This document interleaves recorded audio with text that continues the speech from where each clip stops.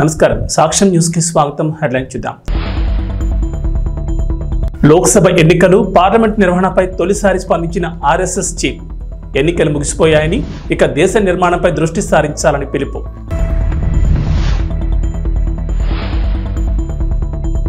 జనసేన శాసనసభాపక్ష నేతగా పవన్ కళ్యాణ్ ఏకగ్రీవంగా ఆమోదించిన ఎమ్మెల్యేలు. తెలంగాణ ప్రజలకు వాతావరణ శాఖ హెచ్చరిక. 7-13 జిల్లాల్లో భారీ వర్షాలు. లోక్సభ ఎన్నికలు పార్లమెంట్ నిర్వహణపై రాష్ట్రీయ స్వయం సేవక్ సంఘ్ ఆర్ఎస్ఎస్ చీఫ్ మోహన్ భగవత్ తొలిసారి స్పందించారు. ఎన్నికలు ముగిసిపోయాయని ఇక దేశ నిర్మాణంపై దృష్టి సారించాలని పిలుపునిచ్చారు. ఎన్నికలు యుద్ధం కాదని పోటీ మాత్రమేనని వ్యాఖ్యానించారు. ఎన్నికలు ఏకాభిప్రాయం కోసం జరిగే ప్రక్రియ అన్నారు. పార్లమెంటుకు 2 పార్శ్వాలుంటాయని కాబట్టి ఏ ప్రశ్ననైనా 2 కోణాల్లో పరిగణించవచ్చునని సూచించారు. ప్రతి సమస్యకు 2 వైపులా ఆలోచించాలని, ఒక పార్టీ ఒకవైపు ప్రస్తావిస్తే ప్రతిపక్ష పార్టీ మరొక కోణాన్ని ప్రస్తావించాలని అన్నారు. ఈ ప్రక్రియ ద్వారా మాత్రమే సరైన నిర్ణయానికి చేరుకోగలమని భగవత్ అన్నారు. ఈ సందర్భంగా ప్రతిపక్షాల ప్రాముఖ్యతను ఆయన నొక్కి చెప్పారు. నాగపూర్లో జరిగిన ఆర్ఎస్ఎస్ కార్యక్రమంలో ఆయన ఈ మేరకు మాట్లాడారు. ఈ మేరకు నూతన ప్రభుత్వం ప్రతిపక్షాలకు ఆయన సలహాలు ఇచ్చారు. టీడీపీ, జనసేన, భాజపా కూటమి శాసనసభ పక్ష సమావేశం ప్రారంభమైంది. కూటమి తరఫున గెలిచిన ఎమ్మెల్యేలు విజయవాడ ఏ కన్వెన్షన్లో భేటీ అయ్యారు. టీడీపీ అధినేత చంద్రబాబును శాసనసభ పక్ష నేతగా ఎన్నుకున్నారు. చంద్రబాబును సీఎం అభ్యర్థిగా పవన్ కళ్యాణ్ ప్రతిపాదించగా 3 పార్టీల ఎమ్మెల్యేలు ఏకగ్రీవంగా ఆమోదం తెలిపారు. అనంతరం కూటమి శాసనసభ పక్ష నేతగా చంద్రబాబు ఎన్నికైనట్లు టీడీపీ రాష్ట్ర అధ్యక్షుడు అచ్చెన్నాయుడు ప్రకటించారు. ఈ ఏకగ్రీవ తీర్మానాన్ని కూటమి నేతలు గవర్నర్కు పంపనున్నారు. అనంతరం ప్రభుత్వ ఏర్పాటుకు గవర్నర్ ఆహ్వానం పలుకనున్నారు. బుధవారం ఉదయం 11:27 ముఖ్యమంత్రిగా చంద్రబాబు ప్రమాణ స్వీకారం చేయనున్నారు. దేశ చరిత్రలో ఆంధ్రప్రదేశ్ ఏర్పడిన తర్వాత ఇటువంటి అద్భుతమైనటువంటి విజయం ఇంతవరకు ఎప్పుడు మనం చూడలేదు. అటువంటి విజయాన్ని మనం సాధించాం. ఆ విజయానికి కారకులైనటువంటి అధ్యక్షులు చంద్రబాబు నాయుడు గారికి, ప్రధానమంత్రి మోడీ గారికి, పవన్ కళ్యాణ్ గారికి, పురంధేశ్వరి మేడం గారికి మరొకసారి హృదయపూర్వకంగా శిరస్సు వంచి నమస్కారాలు తెలియజేస్తున్నాను. అద్భుతమైన విజయం సాధించామని ఆనందం మనకున్నా సరే, మనందరిపైన గురుతరమైనటువంటి బాధ్యత కూడా ఉంది అని మనందరం కూడా ఒక్కసారి గుర్తుపెట్టు. భారతీయ జనతా పార్టీ అధ్యక్షురాలు శ్రీమతి దగ్గుపాటి పురంధేశ్వరి గారికి నా హృదయపూర్వక నమస్కారాలు. తాడేపల్లిగూడెం సభలో నేను చెప్పినట్టుగా ఒక దార్శనికులు, 4 దశాబ్దాల సుదీర్ఘ అనుభవం, ఎన్నో ఒడిదుడుకులను ఎదుర్కొన్న తెలుగుదేశం జాతీయ పార్టీ అధ్యక్షులు శ్రీ నారా చంద్రబాబు నాయుడు గారికి నా హృదయపూర్వక నమస్కారం.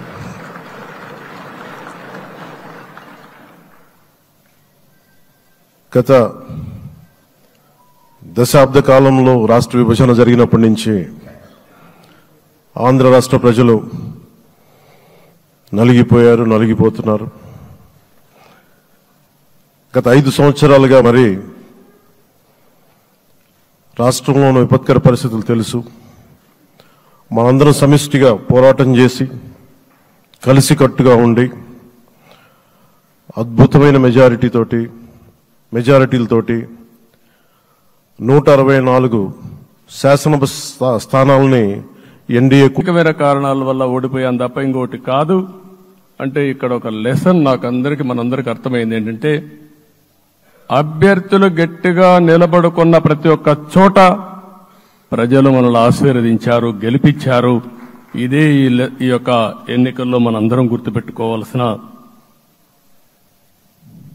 ఒక ప్రత్యేకమైన విషయం. నేను చాలాసార్లు ఎన్నికలైన తర్వాత సమీక్షలు చేసుకున్నాం, కానీ ఇలాంటి విజయం, ఎలాంటి సాటిస్ఫాక్షన్ ఎప్పుడూ లేదు. దీనికి కారణం ప్రజలు మన మీద నమ్మకం పెట్టుకున్నారు. పార్లమెంట్ ఎన్నికల్లో కాదు, అసెంబ్లీ ఎన్నికల్లో చూస్తే 95,000 ఓట్ల మెజారిటీతో గెలిపించారు. గాజువాక 95,000 ఓట్ల మెజారిటీతో గెలిపించారు. ఈ విషయాలు నేను పవన్ కళ్యాణ్ గారు ఢిల్లీకి వెళ్ళినప్పుడు, పురంధేశ్వరి గారు వచ్చినప్పుడు ఈ రాష్ట్రంలో ఇచ్చిన మ్యాండేట్ వల్ల ఢిల్లీలో మమ్మల్ని అందరూ గౌరవించే పరిస్థితికి వచ్చారు. మీ గెలుపు వల్ల ఈరోజు అనుమానాలు ఉండేటివి. ఓటు ట్రాన్స్ఫర్ అవుతుందా లేదా, ఓటు ట్రాన్స్ఫర్ కాకపోతే ఎక్కడన్నా సీట్లు నష్టపోతామని. అందుకే మీరు ఒకసారి చూస్తే ఎన్నికలు మొత్తం సెట్ అయింది, నామినేషన్స్ వేసాం, ముందుకెళ్ళాం. అదే సమయంలో మొట్టమొదటిసారిగా కొవ్వూరులో 3 పార్టీల నాయకులు కలిసి, నేను, పవన్ కళ్యాణ్ గారు, పురంధేశ్వరి గారు ముగ్గురం కలిసి ఫస్ట్ మీటింగ్ అడ్రస్ చేశాం. అక్కడి నుంచి 6 జిల్లాల్లో మేమిద్దరం కలిసి తిరిగాం. బీజేపీ నాయకులు కలిసి వచ్చారు. ఆ తర్వాత మొట్టమొదటిసారిగా అమిత్ షా గారు ఏదైతే అనంతపూర్లో ధర్మవరం కాన్స్టిట్యున్సీకి వచ్చారు. నేను మొన్న నేషనల్ మీటింగ్లో కూడా చెప్పాను. ఆయన వచ్చినప్పుడు చాలా స్పష్టంగా ఎందుకు మేము పొత్తు పెట్టుకున్నామనే విషయాలు చెప్తూ ఈ ప్రభుత్వ అవినీతిని ఎండగట్టారు, సూటిగా మాట్లాడారు. ఆ ఒక్క మీటింగ్తో రాష్ట్రం మొత్తం ఒక నమ్మకం వచ్చింది. బీజేపీ కూడా పూర్తిగా ఈ కూటమిని సపోర్ట్ చేస్తున్నారనే కాకుండా ఈ రాష్ట్రానికి ఏ అవసరం ఉందో చెప్పగలిగారు. అది అయిన తర్వాత ప్రధానమంత్రి గారు వచ్చారు. మొట్టమొదటి మీటింగ్ మీరు చూస్తే ఇక్కడనే రాజమండ్రిలో పెట్టారు. రాజమండ్రిలో స్పష్టత ఇచ్చారు, దేని అనకాపల్లిలో స్పష్టత ఇచ్చారు. తర్వాత రాజంపేటలో మాట్లాడుతూ చాలా క్లియర్గా చెప్పారు. ఇదే విజయవాడకు వచ్చినప్పుడు రోడ్ షో పెడితే నా జీవితంలో ఎప్పుడూ చూడలేదు, ప్రధానమంత్రి గారు కూడా అదే చెప్పారు, బ్రహ్మాండమైన రోడ్ షో విజయవాడలో జరిగిందని ప్రధానమంత్రి గారు కూడా అభినందించే పరిస్థితికి వచ్చారు. ఇవన్నీ కలయికే మన విజయం. ఈ విషయం మనం గుర్తుపెట్టుకోవాల్సిన అవసరం ఉంది. మీరు కష్టపడ్డారు. నేను చాలా ఎన్నికల్లో చూశాను. అందరూ అభ్యర్థులు కూడా ఈ ఎన్నికల్లో కష్టపడిన విధానం కానీ ఇంత కష్టం నేను ఎప్పుడూ చూడలేదు. ఒక్క మాటలో చెప్పాలంటే ప్రతి ఒక్కరూ మనసు పెట్టి పనిచేశారు. అందుకే ఈ గెలుపు వచ్చిందని చెప్పి కూడా నేను మీకు తెలియజేస్తున్నా. జనసేన శాసనసభ పక్ష నేతగా ఆ పార్టీ అధినేత పిఠాపురం ఎమ్మెల్యే పవన్ కళ్యాణ్ ఏకగ్రీవంగా ఎన్నికయ్యారు. ఈ మేరకు జనసేన మంగళవారం ఎక్స్ ఖాతాలో పోస్ట్ చేసింది. మంగళగిరిలోని జనసేన కేంద్ర కార్యాలయంలో తమ పార్టీ శాసనసభ పక్ష సమావేశం జరిగినట్లు తెలిపింది. ఈ భేటీకి పార్టీ ఎమ్మెల్యేలంతా హాజరయ్యారు. ఈ భేటీలో పార్టీ శాసనసభ పక్ష నేతగా పవన్ కళ్యాణ్ పేరును తెనాలి ఎమ్మెల్యే నాదెండ్ల మనోహర్ ప్రతిపాదించారు. ఈ ప్రతిపాదనకు ఎమ్మెల్యేలంతా ఏకగ్రీవంగా ఆమోదం తెలిపారు. మరోవైపు బీజేపీ రాష్ట్ర కార్యాలయంలో ఆ పార్టీ ఎమ్మెల్యేలంతా సమావేశమయ్యారు. పార్టీ శాసనసభ పక్ష నేత ఎంపికపై బీజేపీ రాష్ట్ర అధ్యక్షురాలు పురంధేశ్వరి వారితో చర్చించారు. అధిష్టానం ప్రకటనకు ఎమ్మెల్యేలంతా కట్టుబడి ఉండాలని ఈ సమావేశంలో నిర్ణయించారు. రాష్ట్ర ప్రజలంతా టీడీపీ, జనసేన, బీజేపీ కూటమిపై విశ్వాసంతో మంచి విజయం అందించారని పురంధేశ్వరి అన్నారు. ముఖ్యమంత్రిగా చంద్రబాబు నాయుడు ప్రమాణ స్వీకార కార్యక్రమానికి ప్రధాని మోడీ, కేంద్ర హోంమంత్రి అమిత్ షా వస్తున్నట్లు చెప్పారు. రాష్ట్ర బీజేపీ తరపున ఈ కార్యక్రమంలో పాల్గొంటామని పేర్కొన్నారు. అందరికీ నమస్కారం. మన పార్టీ అధ్యక్షులు శ్రీ పవన్ కళ్యాణ్ గారికి, జనసేన శాసనసభ్యులుగా మీరందరూ కూడా ప్రజల పక్షాన్ని నిలబడి పార్టీ ప్రతినిధులుగా ఎన్నికైనందుకు మిమ్మల్ని కూడా మొట్టమొదటి శాసనసభ పక్ష సమావేశానికి మనందరం కూడా ఇంత గర్వంగా మంగళగిరిలో మన పార్టీ కార్యాలయంలో ప్రెసిడెంట్ గారి ఆధ్వర్యంలో ఈ విధంగా చేసుకోవడం నిజంగానే మా పూర్వజనంలో మనం చేసుకున్న ఒక గొప్ప అదృష్టంగా మనం భావించి ప్రజలకి మరింత అంకిత భావంతో, నిండు మనసుతోటి, బాధ్యతతోటి మనందరం కూడా చేయాల్సిన అనేక కార్యక్రమాల గురించి, వీటన్నిటికన్నా పార్టీతోటి చేసే ప్రయాణంలో చిత్తశుద్ధి, నిబద్ధత మన పార్టీ అధ్యక్షులు గారికి అన్ని విధాలుగా ఎల్లప్పుడూ అండగా నిలబడే విధంగా మనందరం కూడా ఆంధ్ర ప్రజలు చూసి గర్వపడే విధంగా మనం కష్టపడి పనిచేయాలని మనస్ఫూర్తిగా నేను కోరుకుంటూ, ఈరోజు శాసనసభ పక్ష నేతగా మనందరం కూడా ఎంతో గర్వంగా మన పార్టీ అధ్యక్షులు శ్రీ పవన్ కళ్యాణ్ గారిని నాయకుడిగా ఎన్నుకోవడం కోసం ఈ సమావేశం ఏర్పాటు చేయడం జరిగింది. సో ఆ తీర్మానం ముందుగా నేను చదువుతాను.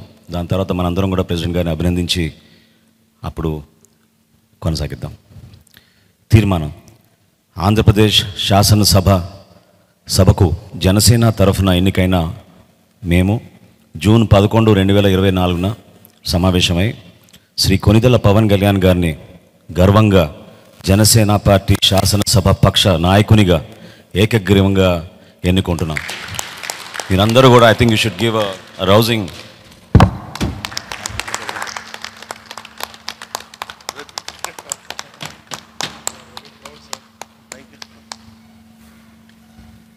ఈ కాన్స్టిట్యూషనల్ ఫార్మాలిటీ పూర్తయింది కాబట్టి ఇప్పుడు మన పార్టీ అధ్యక్షులు, అదేవిధంగా మన శాసనసభ పక్ష నేత, మన పార్టీ అధ్యక్షులు శ్రీ పవన్ కళ్యాణ్ గారిని మాట్లాడమని రిక్వెస్ట్ చేస్తాం. ఇప్పుడు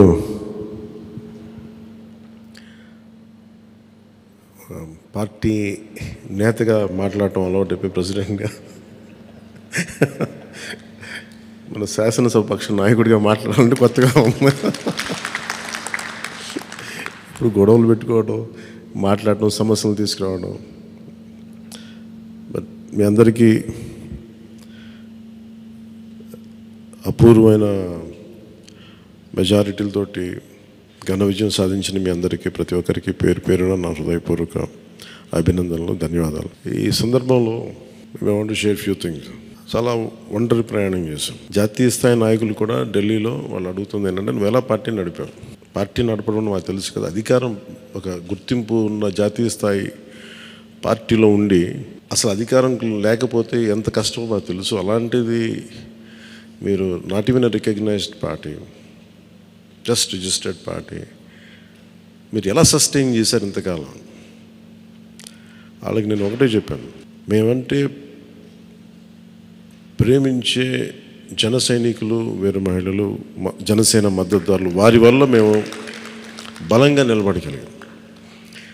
ఒక తీర్మానం నా సైడ్ నుంచి ఏంటంటే, ఈ ఘన విజయానికి కారకులైన, అంటే దశాబ్దంగా అన్ని ఒడిదుడుకుల్ని ఎదుర్కొంటూ దెబ్బతింటూ క్షేత్రస్థాయిలో అన్ని రకాలుగా ఇబ్బందులు పడుతూ మనకి మద్దతు ఇచ్చిన జన సైనికులకి, వీర మహిళలకి, జనసేన నాయకులందరికీ కూడా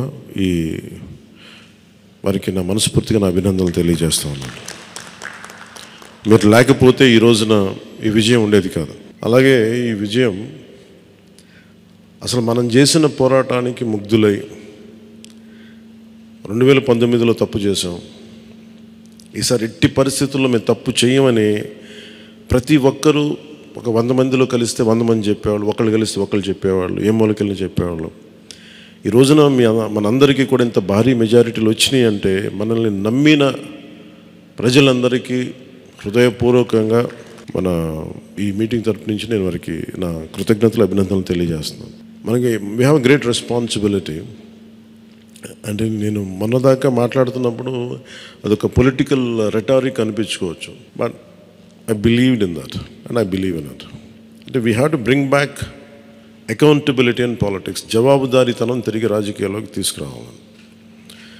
గొడవ పెట్టుకునేటప్పుడు అంటే మనోహర్ గారు మేము చాలాసార్లు మాట్లాడుకున్నప్పుడు, cooperation and confrontation is a part of democracy.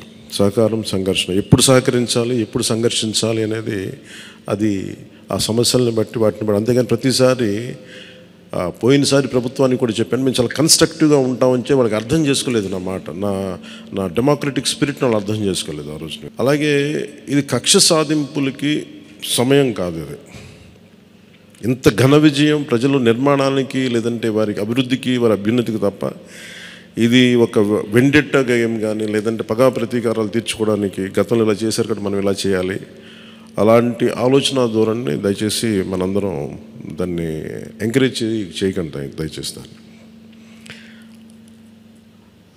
అలాగే చాలా చాలా క్షేత్రస్థాయిలో ప్రతి ఒక్కరూ అందుబాటులో ఉన్నాం, నాతో సహా. ఈరోజున జాతీయ స్థాయిలో మరి మనం సాధించిన విజయాలు కూడా చెప్పుకోవాలి.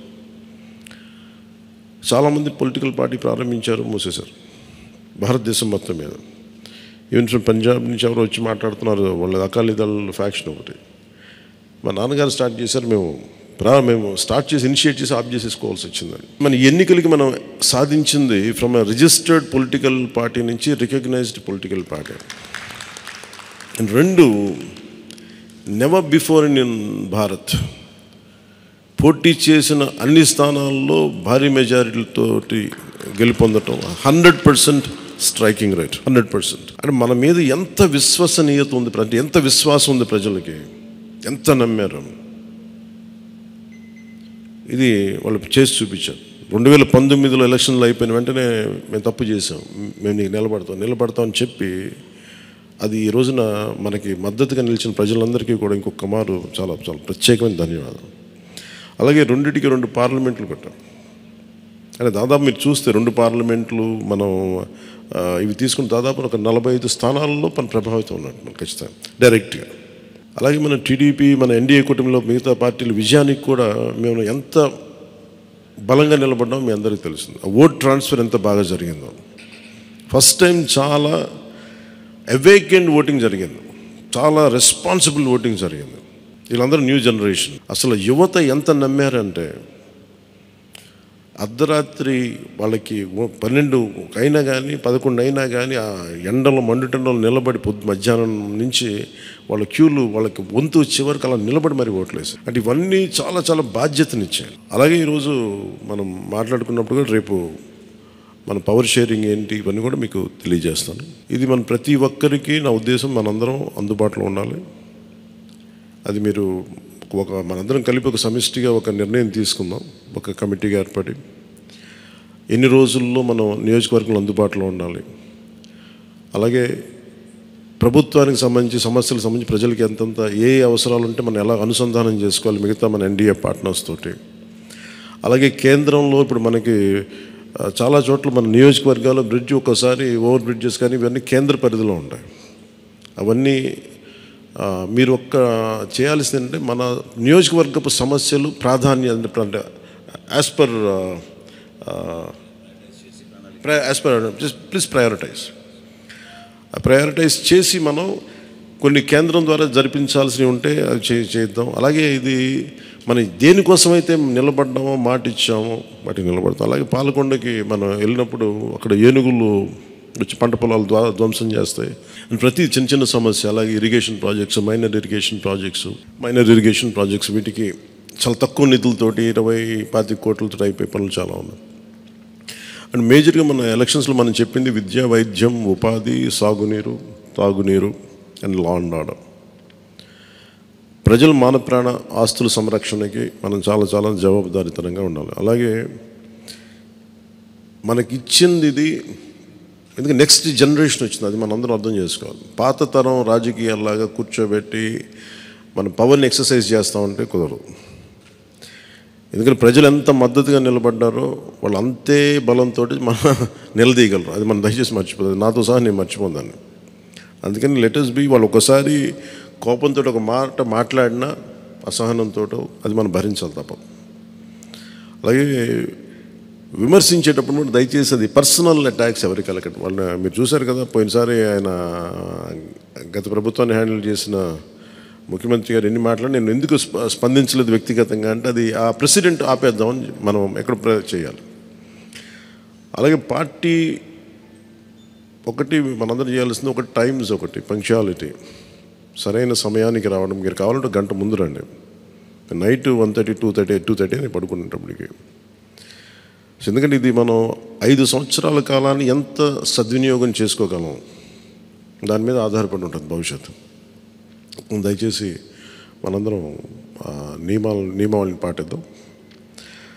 కొంత మనలో కూడా మనం వన్స్ ఇన్ ఎ వైల్ మనందరం కూర్చొని మేబీ ఓవర్ లంచ్, ఒక ఈవినింగ్ ఒక చాయ్ పే చర్చ లాగా ఏమేం చేయాలి. అలాగే మనం కూడా కొంత కలుపుగోలుతనం చూపించాలి మిగతా పార్టీలు, మన ఎన్డీఏ కానీ బీజేపీ, మన ఎన్డీఏ పార్ట్నర్స్ అందరికీ కూడా. అంటే మీరు మనం ప్రత్యేకించి మనం ఎక్స్క్లూజివ్గా ఉండకుండా అందరితో మమేకం అవ్వాలి. At the same time not losing our identity. అందుకని ఇవన్నీ దృష్టిలో పెట్టుకొని ఇప్పుడు మనం ఢిల్లీలో మనం చేసినట్టుగా మన ప్రధానమంత్రి గారి పేరుని నన్ను కూడా ప్రతిపాదించినట్టుగా ఈ రోజున రాష్ట్ర ఎన్డీఏ నాయకులు మనం ఎన్నుకోవాలి. మీ అందరికీ ఇంకొక మారు ధన్యవాదాలు తెలుపుకుంటాం. Thank you. జై హింద్. అసాధ్యాన్ని సాధ్యం చేసినందుకు మనస్ఫూర్తిగా మనందరి తరఫున మరొకసారి మన పార్టీ అధ్యక్షులు పవన్ కళ్యాణ్ గారికి ధన్యవాదాలు తెలుపుకుంటూ, ఈ సమావేశానికి హాజరైనట్టు మనం ఇదొక ఫార్మాలిటీ పూర్తి చేయాలి. ముందుగా నిమ్మక్క జయకృష్ణ గారు పాలకొండ, థ్యాంక్ యూ. అదేవిధంగా లోకం మాధవి గారు నెల్లిమర్ల, వంశీకృష్ణ శ్రీనివాస్ గారు విశాఖపట్నం నుంచి, కొంతాల రామకృష్ణ గారు అనకాపల్లి నుంచి, పంచకల రమేష్ బాబు గారు పెందుర్తి నుంచి, సుందరపు విజయ్ కుమార్ గారు, నానాజీ గారు, వెంకటేశ్వరరావు గారు, దేవ వరప్రసాద్ గారు, శ్రీ గిడ్డి సత్యనారాయణ గారు,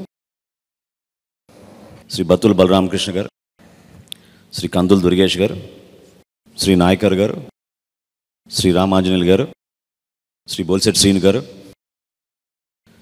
శ్రీ పచ్చమట్ల ధర్మరాజు గారు, శ్రీ బాలరాజు గారు, పెద్దలు బుద్ధప్రసాద్ గారు, శ్రీ ఆర్వ శ్రీధర్ గారు,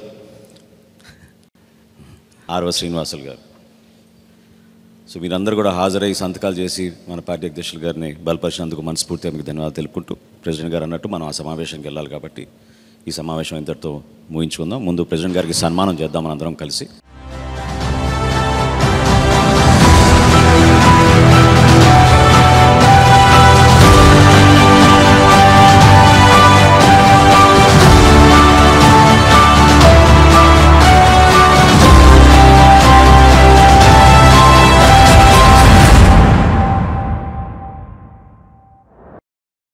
తెలంగాణ ముఖ్యమంత్రి రేవంత్ రెడ్డికి ఇప్పటి వరకు క్యాంప్ ఆఫీస్ లేదు. ఆయన ముఖ్యమంత్రిగా బాధ్యతలు తీసుకుని 6 నెలలు గడుస్తున్నా ఇప్పటి వరకు క్యాంప్ ఆఫీస్ ఏర్పాటు చేసుకోలేదు. గత ప్రభుత్వ హయాంలో ప్రగతి భవన్ క్యాంప్ ఆఫీస్గా ఉండగా కాంగ్రెస్ అధికారంలోకి వచ్చాక ఆ భవనాన్ని ప్రజాభవన్గా పేరు మార్చి డిప్యూటీ సీఎం భట్టి విక్రమార్క అధికారిక నివాసంగా మార్చారు. ప్రస్తుతం సీఎం రేవంత్ రెడ్డి ఏమైనా సమీక్షలు నిర్వహించాలంటే తన ఇంటి నుంచి లేదా సెక్రటరియట్ నుంచి చేస్తున్నారు. అయితే క్యాంప్ ఆఫీస్ కోసం పలు బిల్డింగ్లు పరిశీలించినా ఏదీ కార్యరూపం దాల్చలేదు. పైగా ప్యాలెస్, మరి చెన్నారెడ్డి మానవ వనరుల కేంద్రం తదితర బిల్డింగులు చూసినా ఆఫీస్ ఏర్పాటు చేయలేదు. ఈ నేపథ్యంలో పోలీస్ కమాండ్ కంట్రోల్ సెంటర్ను క్యాంప్ ఆఫీస్లో వాడుకునేందుకు సీఎం రేవంత్ రెడ్డి డిసైడ్ అయ్యారు. రెగ్యులర్ రివ్యూలకు ఈ బిల్డింగ్ని వినియోగించుకోనున్నారు. ప్రస్తుతం క్యాంప్ ఆఫీస్ లేకపోవడంతో ఇప్పటికే అన్ని సౌకర్యాలతో ఉన్న కమాండ్ కంట్రోల్ సెంటర్లోని సీఎం ఛాంబర్ను సమీక్షా సమావేశాల కోసం ఉపయోగించుకుంటున్నారు. తెలంగాణలో రేపటి నుంచి స్కూళ్లు ప్రారంభం కానున్నాయి. అందుకు విద్యాశాఖ అధికారులు ఇప్పటికే అన్ని ఏర్పాట్లు పూర్తి చేశారు. ఇక పిల్లల చదువులంటే తల్లిదండ్రులకు తడిసి మోపడవుతోంది. కార్పొరేట్ స్కూళ్లలో లక్షల్లో ఫీజులు వసూలు చేస్తున్నారు. ప్రభుత్వ పాఠశాలలో నాణ్యమైన విద్య లభించదని అపోహ ప్రజల్లో ఉంది. ఈ నేపథ్యంలో Telangana CM Revanth interesting tweet చేశారు. లక్ష్య సాధనకు లక్షల రూపాయల ఫీజులు కట్టి కార్పొరేట్ స్కూళ్లకే వెళ్ళక్కర్లేదని చెప్పారు. సర్కార్ బడిలో చదివి కూడా సత్తా చాటొచ్చన్నారు. అలా నిరూపించిన విద్యార్థులకు అభినందనలంటూ ట్వీట్ చేశారు. మట్టిలో మాణిక్యాలు మన విద్యా కుసుమాలు. లక్ష్య సాధనకు లక్షల రూపాయల ఫీజులు కట్టి కార్పొరేట్ స్కూళ్లకే వెళ్ళలక్కర్లేదు. సర్కార్ బడిలో చదివి కూడా సత్తా చాటగలమని నిరూపించిన విద్యార్థులకు నా అభినందనలు. వారి భవిత ఉజ్వలంగా ఉండాలని, ఉన్నత శిఖరాలను అందుకోవాలని ఆకాంక్షిస్తున్నానంటూ రేవంత్ ట్వీట్ చేశారు. రాష్ట్రంలో అభివృద్ధిని సమిష్టిగా ముందుకు తీసుకెళ్లాల్సిన అవసరం ఉందని జనసేన అధినేత పవన్ కళ్యాణ్ అన్నారు. అసెంబ్లీ ఎన్నికల్లో టీడీపీ, జనసేన, బీజేపీ కూటమి 175 సీట్లకు గాను అద్భుత మెజార్టీతో 164 సీట్లలో విజయం సాధించిందని, అలాగే లోక్సభ ఎన్నికల్లోనూ 25 సీట్లకు గాను 21 ఎంపీ స్థానాలను కూటమి గెలుచుకుందని చెప్పారు. మంగళవారం విజయవాడలోని ఏ కన్వెన్షన్ సెంటర్లో కూటమి శాసనసభాపక్ష సమావేశం జరిగింది. ఈ సమావేశానికి టీడీపీ అధినేత చంద్రబాబు, బీజేపీ రాష్ట్ర అధ్యక్షురాలు పురంధేశ్వరి, జనసేన అధినేత పవన్ కళ్యాణ్ పాల్గొన్నారు. ఈ సందర్భంగా పవన్ మాట్లాడుతూ కూటమి విజయం యావత్ దేశానికి స్ఫూర్తిగా నిలిచిందని వ్యాఖ్యానించారు. కూటమి అంటే ఎలా ఉండాలో, ఎలా పనిచేయాలో కలిసికట్టుగా చూపించామని చెప్పారు. రాష్ట్రంలోని 5 కోట్ల మంది ప్రజలు కూటమి మంచి పాలన అందిస్తుందని నమ్మకం పెట్టుకున్నారని జనసేనాని గుర్తు చేశారు. అందువల్ల కక్ష సాధింపులు, వ్యక్తిగత దోషణలకు ఇది సమయం కాదని సూచించారు. తూర్పు ఆఫ్రికాలోని మాలావిలో ఓ విమానం అదృశ్యమైంది. మాలావి డిఫెన్స్ ఫోర్స్కు చెందిన ఈ విమానంలో వైస్ ప్రెసిడెంట్ సౌలోస్ క్లాస్ చిలీమాతో పాటు మరో 9 మంది ఉన్నారు. స్థానిక కాలమానం ప్రకారం సోమవారం ఉదయం 9 గంటల 15 నిమిషాలకు విమానం షెడ్యూల్ ప్రకారం గమ్యస్థానానికి చేరుకోలేదు. ఉదయం 10 గంటల 2 నిమిషాలకు ముజు అంతర్జాతీయ విమానాశ్రయంలో ల్యాండింగ్ కాకపోవడంతో విమానం అదృశ్యమైనట్లు అధ్యక్ష కార్యాలయం పేర్కొంది. రాజధాని నగరం లిలాంగ్వే నుంచి అది బయలుదేరిందని తెలిపింది. రాడార్తో విమానానికి సంబంధాలు తెగిపోయాయని, కాంటాక్ట్ కోసం ఏవియేషన్ అధికారులు చేసిన ప్రయత్నాలని విఫలమయ్యాయని మాలావి అధ్యక్ష కేబినెట్ కార్యాలయం ఒక ప్రకటనలో వివరించాయి. కాగా విమానం కోసం మాలావి అన్వేషణ కొనసాగుతోంది. సెర్చ్ రెస్క్యూ ఆపరేషన్ కు అక్కడి ప్రభుత్వం ఆదేశించింది. కాగా అదృశ్యమైన విమానంలో చిలిమా భార్య మేరీ, యునైటెడ్ ట్రాన్స్ఫర్మేషన్ మూవ్మెంట్ పార్టీకి చెందిన పలువురు అధికారులు ఉన్నారు. పాన్ ఇండియా మూవీ కల్కి 2898 AD జూన్ 27న ప్రపంచవ్యాప్తంగా రిలీజ్ కాబోతోంది. ప్రభాస్ ప్రధాన పాత్రలో నటిస్తున్న ఈ చిత్ర ట్రైలర్ నిన్న రిలీజ్ అయిన సంగతి తెలిసిందే. ప్రస్తుతం ఎక్కడ చూసినా ఈ ట్రైలర్ గురించే చర్చ నడుస్తోంది. ముఖ్యంగా ఇందులో విజువల్స్ హాలీవుడ్ రేంజ్లో ఉండడంతో ఫ్యాన్స్ మామూలు హడావుడి చేయడం లేదు. సోషల్ మీడియాలో కల్కి #ట్రెండింగ్లో ఉంది. అయితే అభిమానుల జోష్ను ఇంకాస్త పెంచే న్యూస్ ఒకటి తెలిసింది. కల్కి సినిమా నుంచి మరో ట్రైలర్ను కూడా మూవీ టీం రిలీజ్ చేయబోతున్నట్లు సమాచారం. మూవీ టీం 2 నిమిషాల 30 సెకండ్ల నిడివి గల మరో ట్రైలర్ను కూడా సిద్ధం చేసినట్లు తెలుస్తోంది. మూవీ ప్రీమియర్కి వారం ముందు ఈ ట్రైలర్ను రిలీజ్ చేయబోతున్నారు. దీనిపై ఇంకా అధికారిక ప్రకటన రాలేదు. అయితే ఈ కొత్త ట్రైలర్లో మొదటి ట్రైలర్లోని కొన్ని ఉత్కంఠభరిత సన్నివేశాలతో పాటు ఇప్పటి వరకు రివీల్ చేయని కొన్ని కొత్త క్యారెక్టర్లు, సీన్లు ఉండబోతున్నట్లు తెలుస్తోంది. వెస్టిండీస్ అమెరికా వేదికగా జరుగుతున్న T20 వరల్డ్ కప్ 2024లో సంచలనాల పరంపర కొనసాగుతోంది. ఆదివారం పాకిస్తాన్తో జరిగిన మ్యాచ్లో టీమిండియా 119 పరుగుల స్కోర్ను డిఫెండ్ చేసుకోగా 24 గంటల్లో ఆ రికార్డును దక్షిణాఫ్రికా తిరగరాసింది. న్యూయార్క్ వేదికగా సోమవారం జరిగిన మ్యాచ్లో బంగ్లాదేశ్పై 113 పరుగుల స్వల్ప స్కోర్ను ఆ జట్టు కాపాడుకుంది. 114 పరుగుల లక్ష్యంతో బ్యాటింగ్ చేసిన బంగ్లాదేశ్ నిర్ణీత 20 ఓవర్లలో 7 వికెట్ల నష్టానికి 109 పరుగులు మాత్రమే చేయగలిగింది. చివరి బంతి వరకు ఉత్కంఠను రేకెత్తించిన ఈ మ్యాచ్లో దక్షిణాఫ్రికా 4 పరుగుల తేడాతో చారిత్రాత్మక విజయాన్ని నమోదు చేసుకుంది. ఇక వాతావరణ విషయానికి వస్తే నైరుతి రుతుపవనాలు తెలంగాణ అంతటా విస్తరిస్తున్నాయి. ఈ నెల 5న రుతుపవనాలు ఉమ్మడి మహబూబ్ నగర్ నుంచి తెలంగాణలోకి ప్రవేశించగా ప్రస్తుతం రాష్ట్రమంతటా విస్తరించాయి. వీటి ప్రభావంతో తెలంగాణ వ్యాప్తంగా 2 రోజుల పాటు వర్షాలు కురుస్తాయని వాతావరణ శాఖ అధికారులు తెలిపారు. నేడు రేపు మోస్తరు నుంచి భారీ వర్షాలు కురిసే అవకాశం ఉందని చెప్పారు. నేడు రంగారెడ్డి, వికారాబాద్, సంగారెడ్డి, కామారెడ్డి, కొమరంభీం, ఆసిఫాబాద్, మంచిర్యాల, పెద్దపల్లి, జయశంకర్ భూపాలపల్లి, మహబూబ్ నగర్, నాగర్ కర్నూలు, వనపర్తి, నారాయణపేట, జోగులాంబ గద్వాల్ జిల్లాలో భారీ వర్షాలు కురుస్తాయన్నారు. ఈ మేరకు ఆయా జిల్లాలకు ఎల్లో అలర్ట్ జారీ చేశారు. ఇక బుధవారం కరీంనగర్, పెద్దపల్లి, జయశంకర్ భూపాలపల్లి, ములుగు, మహబూబాబాద్, వరంగల్, హనుమకొండ, జనగామ, నల్గొండ, సూర్యాపేట, సిద్దిపేట, హైదరాబాద్, మేడ్చల్, మల్కాజ్గిరి, వికారాబాద్, యాదాద్రి, భువనగిరి, రంగారెడ్డి, సంగారెడ్డి, మెదక్ జిల్లాలో ఓ మోస్తరుగా వర్షాలు కురిసే అవకాశం ఉన్నట్లు వాతావరణ శాఖ అధికారులు తెలిపారు. ఇవి బులెటిన్ విశేషాలు. నమస్కారం.